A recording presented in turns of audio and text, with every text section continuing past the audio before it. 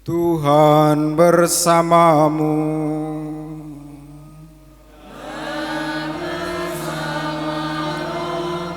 Inilah Injil suci menurut Markus.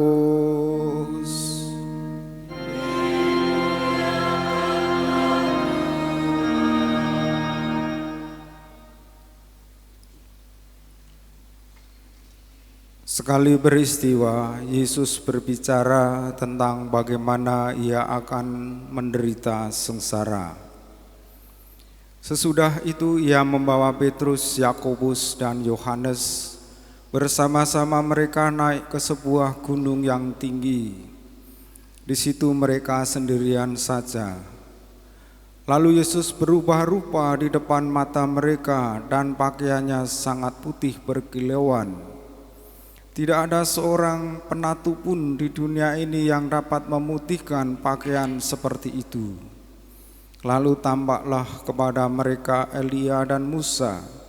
Keduanya sedang berbicara dengan Yesus. Kata Petrus kepada Yesus, "Rabi, alangkah baiknya kita berada di tempat ini. Biarlah kami dirikan 3 kemah, satu untuk engkau, satu untuk Musa, dan satu untuk Elia." Petrus berkata demikian sebab tidak tahu apa yang harus dikatakannya karena mereka sangat ketakutan.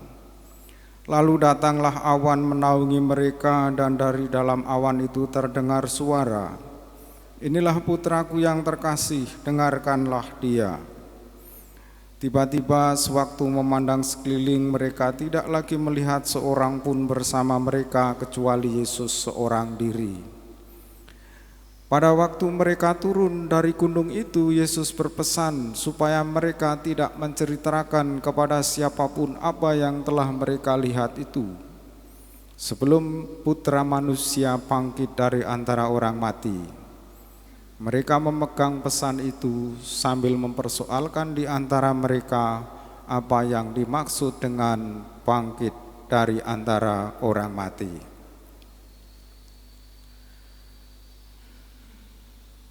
Demikianlah sabda Tuhan.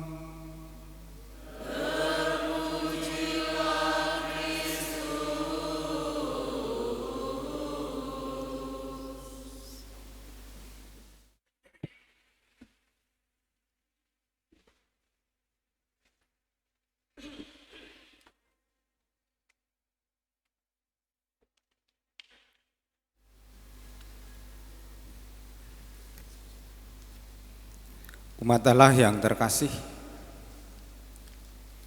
nanti jam 10 saya diundang acara Cap Gumeh di Yayasan Kasih Lampung. Kasih Lampung ya, kok ya? Saya agak lupa, pokoknya Yayasan Kasih Insani Lampung atau di Kecamatan Jatimulyo. Yayasan ini mengurusi orang-orang ODGJ, bener ya? Orang-orang yang tingkat stresnya rendah sampai yang tinggi. Yayasan ini dikelola oleh berbagai kelompok agama. Dan saya tahu Ko Yusman Thohir itu salah satu donaturnya. Karena geraknya cepat, harus membeli tanah, harus membuat gedung. Tidak tahu Ko Iwan itu senyum-senyum, mungkin juga donatur pipa. Geraknya harus cepat. Dan di sana berbagai macam orang yang tidak kuat menghadapi kesulitan hidup, beban hidup, akhirnya mengalami gangguan jiwa. Bulan yang lalu ada yang meninggal, satu disemayamkan di rumah duka Budi Satwa diberkati Romo Roy. Saya nanti akan misa di sana 1 bulan sekali setiap hari Kamis. Bayangkan misa dengan orang yang OGDJ.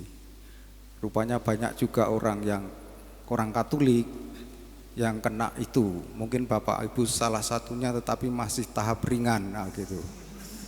Belum sampai berat loh ya.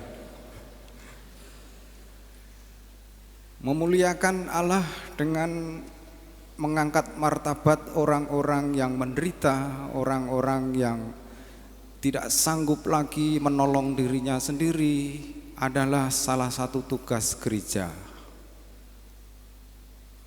Kita semua dipanggil bahwa untuk mencapai kemuliaan hidup harus melalui perjuangan. Untuk sampai kepada Paskah harus sampai penderitaan dan wafat di kayu salib seperti Yesus. Hari ini Yesus menampakkan kemuliaannya di atas gunung.